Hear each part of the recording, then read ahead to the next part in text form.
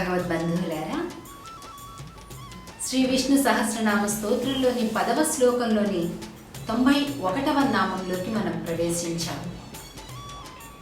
అహహా అనేటటువంటి నామం ఇది.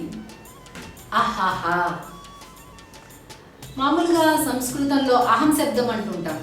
నేను అనే అహం బ్రహ్మాస్మి అనే వాక్యంలో కూడా మనం బాగా చూస్తుంటాం కదా.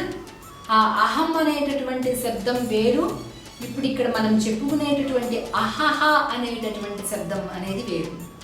అహం అంటే నేను, ఇక్కడ అహహ అంటే భగవంతుడు.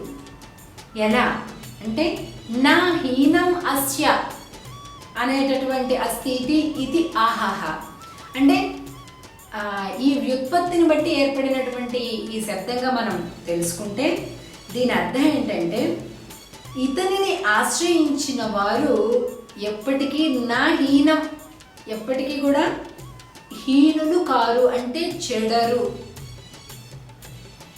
కదండి. ఇప్పుడు మనం ఎవరిని ఆశ్రయిస్తామో వారి గుణాలు మనకి తెలియకుండా వచ్చేస్తూ ఉంటాయి. అందుకే కదా సత్సంగం యొక్క ప్రాధాన్యతను చెప్పేది. ఒక్కొక్కసారి మనం బాగానే స్వచ్ఛంగానే ఉన్నాం కదా, దుర్మార్గులు వాళ్ళు కదా, ఏంటవుతుంది కొద్దిగా మాట్లాడితే మాత్రం, స్నేహం చేస్తే మాత్రం మనమేం చెడిపోం కదా అని అనుకుంటారేమో. కానీ చెడ్డవారితో మాట్లాడినందువల్ల, చెడ్డవారితో స్నేహం చేసినందువల్ల నువ్వు చెడినా చెడకున్నా ముందైతే చెడునైతే చూడవలసిన దౌర్భాగ్యం పడుతుంది కదా. చెడు మాటలు వినాల్సి రావడము, చెడు భావాలు వినడము, లేదా చెడు దృశ్యాలు చూడడము, ఏదో ఒక ప్రకారంగా తప్పనిసరిగా చెడు సంస్కారాన్ని నువ్వు కూడా ఎంతో కొంత పొందుతావు కదా.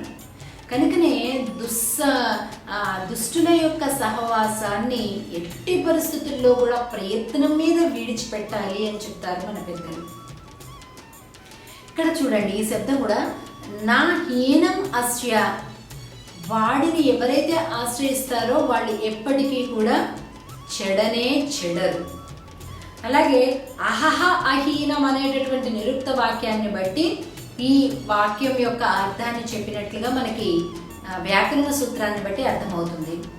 ఇంకా శ్రీమద్ భగవద్గీతలో కూడా గీతాచార్యుడు నహి కళ్యాణకృత కశ్చిత్ దుర్గతిం తాత గచ్చతి అని అంటూ, హే అర్జున, ఒక్కసారి శుభప్రదమైనటువంటి నా సేవను ఎవడైతే చేస్తాడో, ఎవరైతే నన్ను భజిస్తారో, ప్రార్థిస్తారో, పూజిస్తారో, నా సేవలో ప్రత్యక్షంగా కానీ పరోక్షంగా కానీ పాల్గొన్నటువంటి వాడు ఏనాటికి కూడా వాడు దుర్గతిని పొందడు అని అంటున్నారు.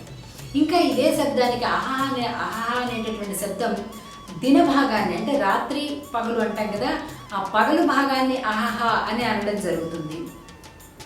అది కూడా భగవద్ రూపమే. అంటే రాత్రి అంటే చీకటి, అంటే అజ్ఞానం, జ్ఞానము లేకపోవడమే కదండి అజ్ఞానం. అంటే జ్ఞానం లేనప్పుడు అంతా చీకటిగా ఉంటుంది. ఎప్పుడైతే జ్ఞానం కలుగుతుందో అది వెలుగునిస్తుందన్నమాట. కాబట్టి రాత్రి దూరమై పగలు దగ్గరవుతే మనం అజ్ఞానం నుండి జ్ఞాన మార్గంలో పయనిస్తున్నట్లు లెక్క. చీకటి వదిలి కాంతి వైపు మనం ప్రశ్నిస్తున్నట్లుగా లెక్క. కనుక కాంతి రేఖలు మన జీవితంలో ఎప్పుడూ ఉండాలి. కాబట్టి రాత్రి యంత్రాల నిద్రని తొలగించి జాగ్రత్త అవస్థల అందరి ప్రవృత్తులను మనకు కలగజేసేటటువంటి వాడు అహస్వరూపుడైనటువంటి పరమాత్మ. ఇది గౌణ వృత్తితోటి ఈ అహ శబ్దానికి, పరమాత్మ యొక్క ఈ నామానికి గౌణ వృత్తితోటి ఈ రకమైనటువంటి అర్థాన్ని కూడా మనం అనుభవించవచ్చు. సరే, గీతాచార్యుడు బోధించిన ప్రకారంగా కావచ్చు, ఆ ఉపనిషత్ వాక్యాల ప్రకారంగా కావచ్చు, ప్రత్యయాల ద్వారా, ధాతువుల ద్వారా నిష్పన్నమైనటువంటి అర్థం కావచ్చు, గౌణ వృత్తి ద్వారా ఏర్పడిన అర్థం కావచ్చు. చూసారా, 2 అక్షరాల శబ్దానికి ఎన్ని ప్రకారాలుగా అర్థాలు ఏర్పడుతున్నాయో, ఇన్ని ప్రకారాలుగా వ్యాకరణబద్ధంగా ఏర్పడుతుంది అంటే ఈ భాష యొక్క దివ్యత్వాన్ని మనం ఒకసారి స్మరణ చేసుకోవాలి. ఇంకా ఏది ఏమైనప్పటికీ ఆ పరమాత్మ అహహ అనేటటువంటి శబ్దం చేత బోధింపబడుతున్నాడు. ఈ కాంతి కావాలి, వెలుగు కావాలి, జ్ఞానం కావాలి అని కోరుకునేటటువంటి వారు ఈ నామాన్ని మంత్ర రూపంగా చక్కగా మనం జపం చేసుకోవచ్చు. ఓం అన్యే నమః. ఓం అన్యే నమః. ఓం అన్యే నమః. ఇది 91వ నామం. శ్లోకమేమో 10వ శ్లోకం.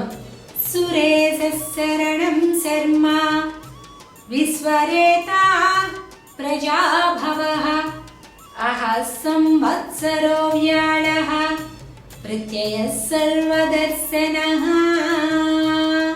ఇది శ్లోకం. ఈ శ్లోకంలోని ఈ నామాన్ని మనం ఒక్కొక్క నామాన్ని కూడా చూస్తూ ఉన్నాం.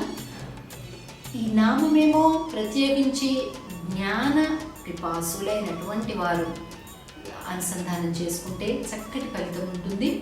అలాగే శ్లోకమేమో కృత్తికా నక్షత్రం 2వ పాదంలో జన్మించినటువంటి వారు ఈ శ్లోకాన్ని చక్కగా తింటూ తిరుగుతూ నడుస్తూ లేదా టీవీ చూసుకుంటూ ఏం పని చేస్తున్నా కూడా ఈ శ్లోకం ఒక్కదాన్ని నేర్చేసుకొని చదువుకుంటూ ఉంటే సకల విధ గ్రహ పీడలు కూడా వారి దగ్గరికి రావటానికి కూడా భయపడిపోయి దూరంగా ఉంటాయి. అలాంటి దివ్యమైనటువంటి స్వచ్ఛమైనటువంటి శాంతియుతమైనటువంటి జీవితాన్ని మనం పొందగలుగుతాం. ఎందుకంటే మంత్రాలలో అలాంటి శక్తి ఉన్నది కనుక ఈ శక్తిని ఉపయోగించుకొని మహర్షుల యొక్క రుణాన్ని తీర్చుకుందాం, భగవంతుడి యొక్క అనుగ్రహాన్ని పొందుదాం. శంఖ బృందందకీ చక్రీ సాంగధన్వా గదాధరః రథాంగపాణిరక్షోభ్యః సర్వప్రహరణాయుధః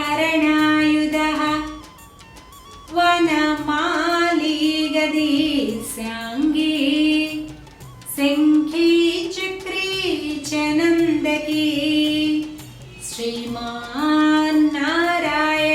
విష్ణుః వాసుదేవోభిరక్షతు. శ్రీరామ రామ రామేతి రమే రామే మనోరమే సహస్రనామ తత్తుల్యం రామనామ వరా